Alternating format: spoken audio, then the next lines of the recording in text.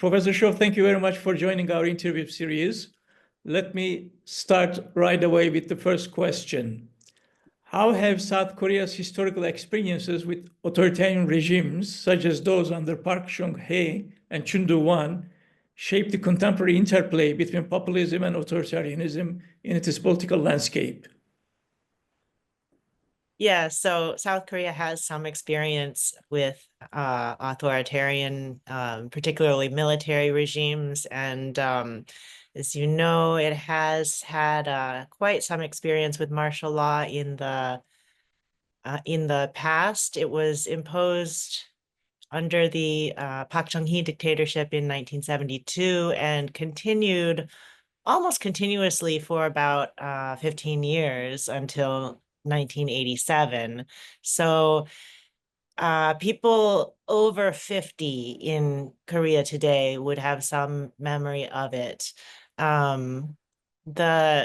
Particularly the generation that was in college during the last years of the martial law, the so-called 368 generation, they have a memory of really fighting very courageously against martial law, and as a result, they tend to be left-wing, tend to be very skeptical of right-wing leaders in general, and the current Yoon administration is is with the right-wing People Power Party. So you'll see the real leaders of this sort of anti martial law movement in that generation, that the people now in their 60s, as well as younger people, student activists, of course. But on a deeper level, South Korea has a historical pattern of people in power helping friends and family members in ways that most of us would consider corrupt. And then after they're taken out of power, the opposition conducting prosecution and jailing the previous administration's people. So that has left a legacy of sort of normalizing the idea that as power shifts from left to right and back again, people in the previous administration will get this kind of tit-for-tat prosecution, which you would like to think that it would keep them honest, but it seems to be this never-ending cycle on both sides of a retaliatory prosecution, which has become a problem, particularly in recent years.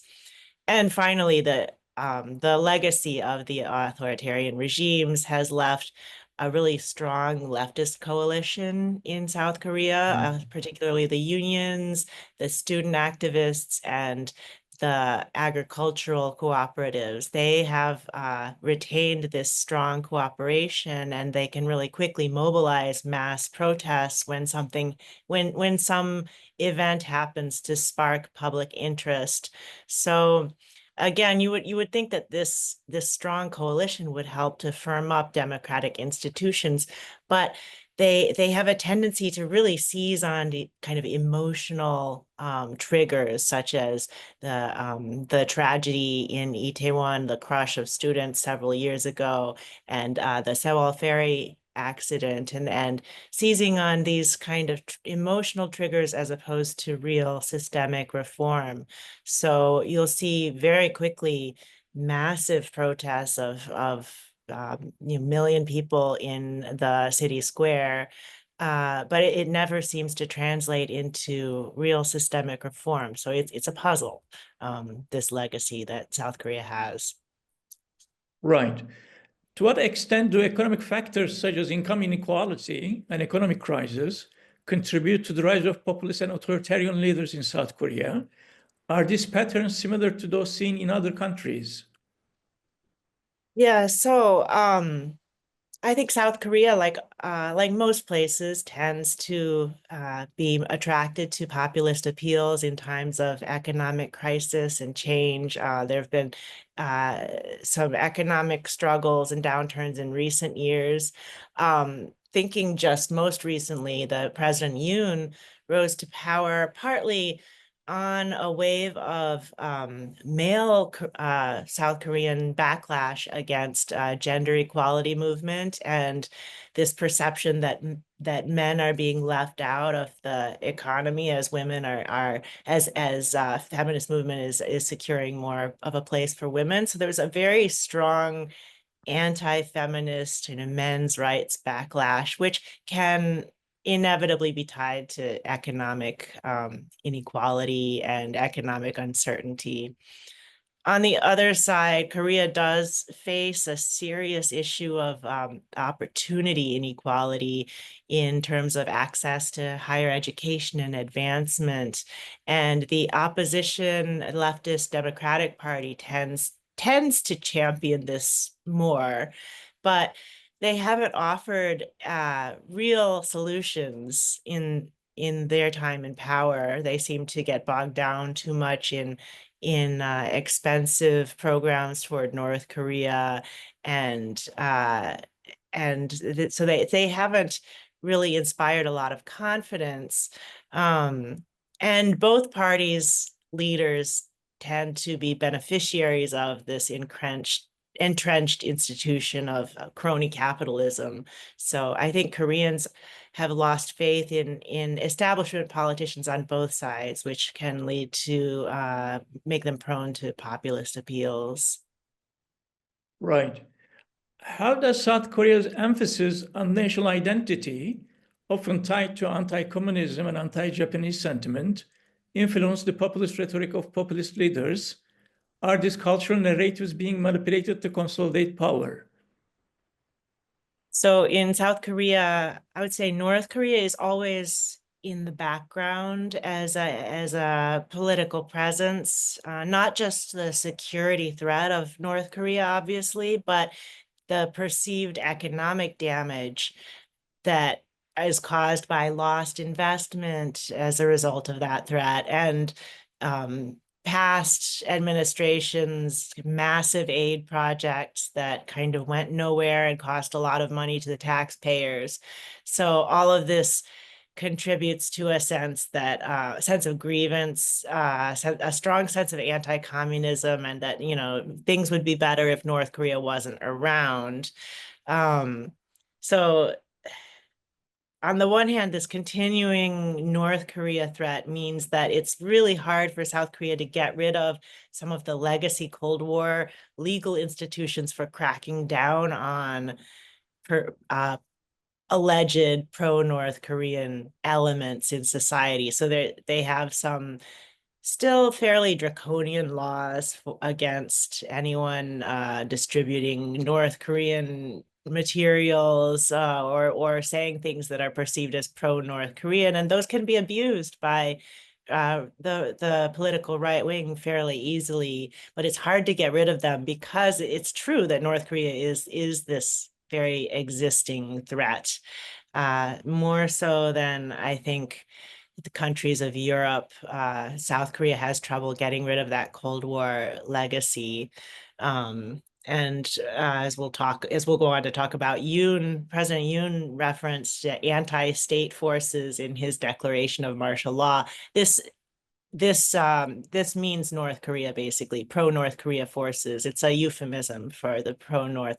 So the fact that Yoon was able to declare martial law in the first place is in part owing to this legacy institutions that give the government stronger powers when it perceives a threat or claims that there's a threat from North Korea, which in a perfect world, an ideal democratic society should not be able to do things like that. So that's always going to be there, that North Korea threat. On the other side, because North Korea exists and is associated with the left being more pro-North Korea, so it's hard for that leftist opposition to counter that rhetoric without having a similar boogeyman of their own. And that's where Japan can sometimes come in for the left, is the right is perceived as being too forgiving of Japan. And the left can use that and say, well, you know, we think that that Japan is the real enemy, or in the past has been a serious enemy, and we need to address that history more strongly. So these two histories kind of play off against each other in South Korean politics. Yoon has been seen as a particularly pro-Japan president, and he's made some rhetorical gaffes to that effect and generally been reluctant to criticize Japan. But in his case, I think because he has so many other scandals and gaffes not related to Japan, the opposition hasn't really used that in recent years. So you know, the anti-Japan sentiment hasn't been a big factor in his downfall. But it could be, it easily could be, if they need further ammunition against him. All right. Considering South Korea's history of democracy emerging from periods of anti-communism and anti-Japanese sentiment, what historical and socio-political factors have contributed to the rise of populism and authoritarian tendencies in the country? How might the current crisis surrounding President Yoon influence these trends? So, the rise of populism and tendencies in the country, I would say, first and foremost, the role of personalities in South Korean politics is always very strong, and the most powerful politicians on both sides often have family histories of being, you know, associated with being pro-Japan or pro-dictatorship in the past. So South Korea, more than most countries, tends to dig into, you know, who's related to whom, whose patronage has this politician received, and how does that make them beholden to special interests. So this tends to add up to making people extraordinarily skeptical of legacy politicians and inclined to lean towards newcomers with less experience who can claim to be anti-establishment in that regard. But then once they get in power, those people immediately become establishment. So they almost immediately lose whatever anti-establishment support that they had. If you look at current President Yoon's career trajectory, you can see this. He comes from a very unusual background. He was not ever a legislator. He was a former prosecutor, heavily involved in prosecuting the last conservative presidential scandal. So you know, he's kind of independent of everyone that got bogged down in that scandal. And as a result, he could claim to be anti-establishment, you know, not part of the bad group that got involved in the Park Geun-hye scandal. So when the liberal Moon administration proved to be so unpopular, people wanted conservative leadership again, but the mainstream conservatives were still kind of hounded by connections to the previous scandal. So Yoon was able to set himself apart and win. But now he's the establishment leader and he is the scandal. And apparently it looks like he's being rapidly abandoned even by his own party. So it might be an opportunity for the Conservative Party, the People Power Party, to rebrand itself. But you know, it's hard to say at first what will happen. But yeah, there's a sense that, you know, the outcast, the anti-establishment politician is popular until they get into power, but very quickly they lose that appeal. From a historical perspective, how have populist and authoritarian tendencies impacted democratic institutions in South Korea, including governance, civil liberties, rule of law, and the broader democratic framework? Given South Korea's history of overcoming authoritarian regimes, what lessons from its political and social movements can inform the response to the current crisis and safeguard democratic governance? So there is a legacy of suspending civil liberties in the name of defending against, as I mentioned, the communist threat from North Korea. But this legacy has also, I think, been kind of retroactively intertwined with the idea of high economic growth. So South Korea experienced its highest economic growth during that period under military dictatorship. And so some have this sense that authoritarian, a somewhat imperialist president is necessary to guarantee stability and high economic growth. So when people are worried about the economy, when people are worried about instability, driving out investment, there is a tendency to say, well, we need a stronger president with more powers to break through these gridlock in Congress, in the National Assembly. And I think that is associated with the fact that South Korea experienced its high growth during a time of military dictatorship. And nowadays it has this really strong political competition, this really evenly matched competition between left and right. But there is a tendency for both of them to wield the tools of the Justice Ministry and the National Intelligence Service for political retaliation when they're in power. As a result of that, almost all of the surviving ex-presidents, if they haven't died quickly after their term in power, they almost all end up going to prison at some point. It's become almost expected, and the current president looks to be headed that way as well.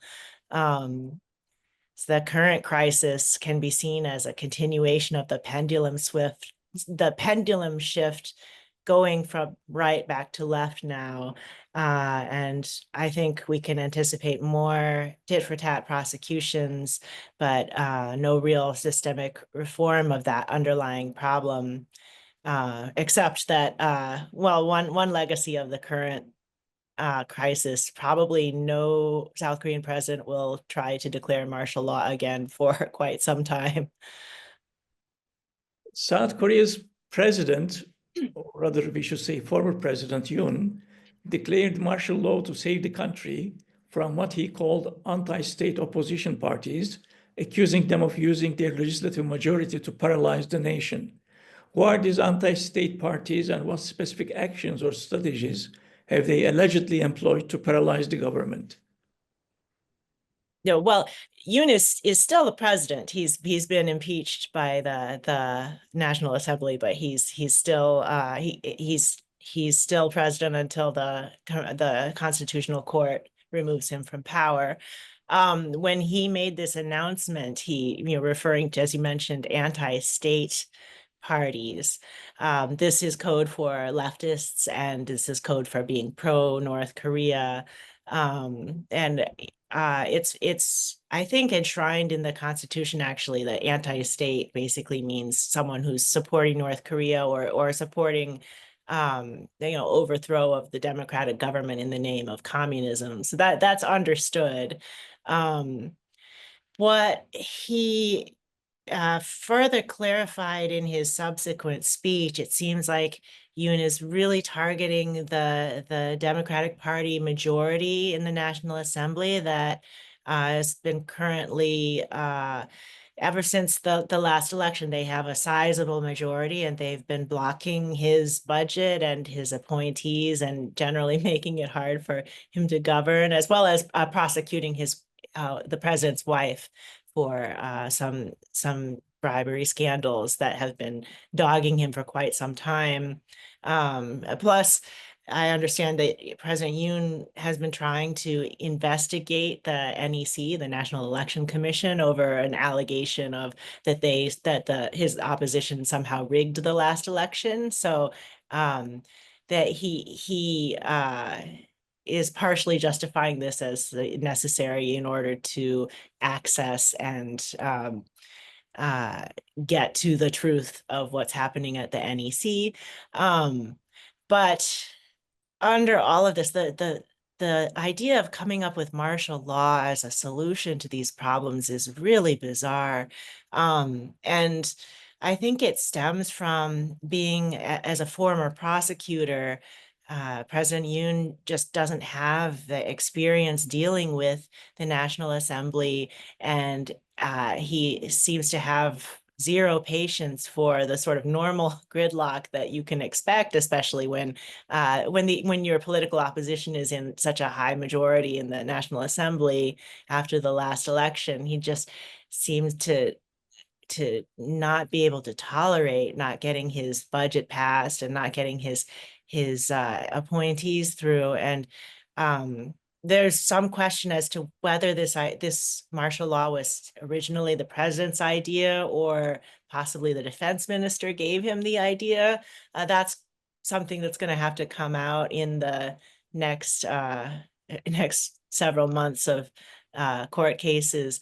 But the bottom line is just, it seems like smells of inexperience, and just seeing this tool that's available to him as a martial law that's supposed to be applied only in instances of imminent crisis, threat of, these anti-state actors, these pro-North Korean actors actually just, destroying democracy. You're not supposed to use it just to get your budget passed. So it's a very strange logical choice, but I understand that language to mean he's trying to justify it in terms of associating the political left, his political opposition, with North Korea ultimately. Right. Martial law declarations in South Korea have been tied to periods of dictatorship and significant political upheaval.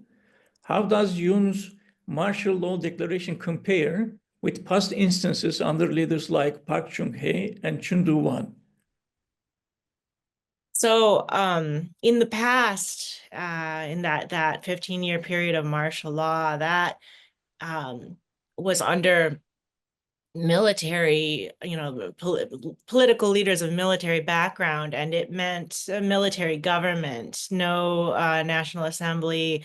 For the regular people, it meant I think a curfew imposed at night and really harsh crackdowns of any kind of student activism gathering, and state control of the media. The state had its own kind of list of talking points that it would give to the media, and they had no deviation from that for years until democracy. This most recent one is extremely tame in comparison, although it was kind of too short-lived to really know where it would have headed ultimately. But basically, it just amounted to a few hours of trying to seize control of the National Assembly and block the legislators from getting in to vote. And I think also seizing control of the Election Commission, which the president wanted to investigate.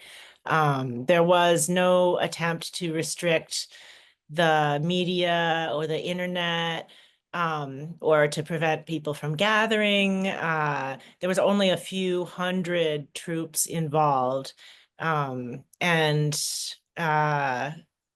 Yoon is retroactively trying to use the fact that it was imposed so leniently, as he's trying to claim that his declaration of martial law was actually just intended as a warning and not a true martial law. So he's sort of retroactively saying, oh, it was just sort of symbolic. But it was martial law, and there was a serious attempt to block legislators from voting it down. Where, how long that would have lasted, how long he hoped that would last is hard to say. But the big difference in my mind is the previous dictators, Park Chung-hee and Chun Doo-hwan, were a former military. They knew how to use the military chain of command, and they thought in military terms.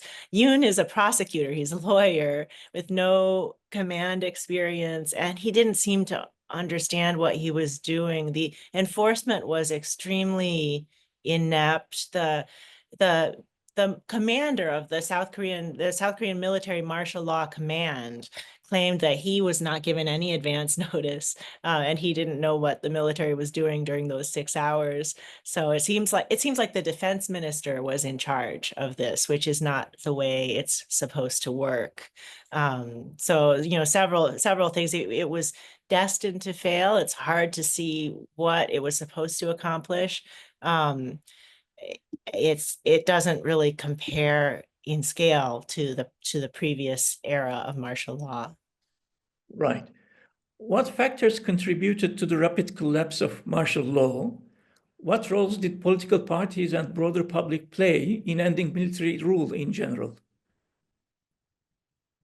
Okay, so first of all, the immediate response from the lawmakers who were, it was on a weeknight around 6 p.m., I think, when it was declared. So they were still in town, and they just immediately rallied back to, to do their jobs, backed by, the public, backed by the people in the area who gathered as soon as they heard, to break down the police barricades, coupled with, I would say, a pretty lukewarm participation by the troops involved. So, political science has a whole branch of theorization about when troops will fire on a crowd, or when they will choose to not follow orders and not fire on a crowd. And I mean, this will be an interesting data point to add to that field. But I think in this case, the words martial law have such a strong and visceral effect on the South Korean public mind that the reaction was very immediate and strongly opposed. And, it didn't seem like the troops were really behind him. It certainly didn't seem like they were going to fire on the crowd. And it's puzzling what the expectation was. His own political party did not seem to rally around him, and now they seem to be backing away pretty strongly, as seen in the impeachment vote. So political parties, I mean, obviously his People Power Party would prefer for him to step down and not have a drawn out political impeachment in the court, but it doesn't seem like his party is supporting him as strongly as you might predict if it was a straight party line vote. Right. And lastly, Professor Shaw, how now that President Yoon has been impeached by the South Korean parliament, what perspectives do you foresee for the stability of democratic institutions? And what is the significance of this impeachment in the history of South Korea's democratization process? So this for South Korea, this is the third time that a president has been impeached. And the most recent one was just 8 years ago. I was in South Korea at the time, and I vividly remember it. So I mean, they've survived this before, and they will survive this again. I think it will be a chance for both parties to get their houses in order. They've gone through, both of them, both of the leading parties have gone through a period of kind of populist contenders in Yoon and in the leader of the Democratic Party, Lee Jae-myung. And both of them have become extremely unpopular.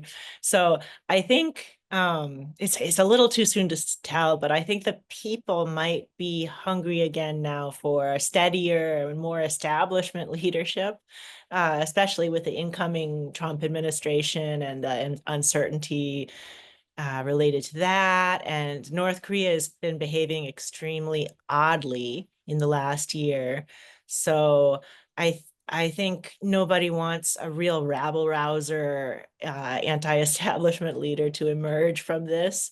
I mean, if it's like the last time, there'll be a winter of continuous protests, but the protests have a flavor of kind of a big concert. It's almost like a celebration of democracy, and there will be generally police presence keeping people safe but not cracking down on the crowd. And then if the Constitutional Court chooses to remove Yoon from power, then there will be a snap election, which will, I think it's like 2 or 3 weeks. Maybe it's more than that, but for the different parties to come together. And obviously the Conservative Party is very splintered right now, so they might have several contenders. Their biggest rival, the Democratic Party, is also embroiled in scandals, and their leadership has a lot of is very unpopular as well. In fact, one of the main things that I think makes people hesitant to support impeachment is that the current leader of the Democratic Party is himself extremely unpopular. So I think you could see a lot of lesser known faces emerging, and hopefully some steadier leadership coming out as a result of the latest shocks. But I mean, bottom line, South Korea needs a strong left wing to counter the systemic inequalities in its society, and it needs a strong right wing party to defend against the very real threat from North Korea. Both sides have in recent years behaved in ways that don't really inspire confidence. And I think there is going to be a reckoning, very, very needed reckoning in the coming election that I expect will happen in the spring. Professor Shaw, thank you very much for your time. Thank Appreciate it. you.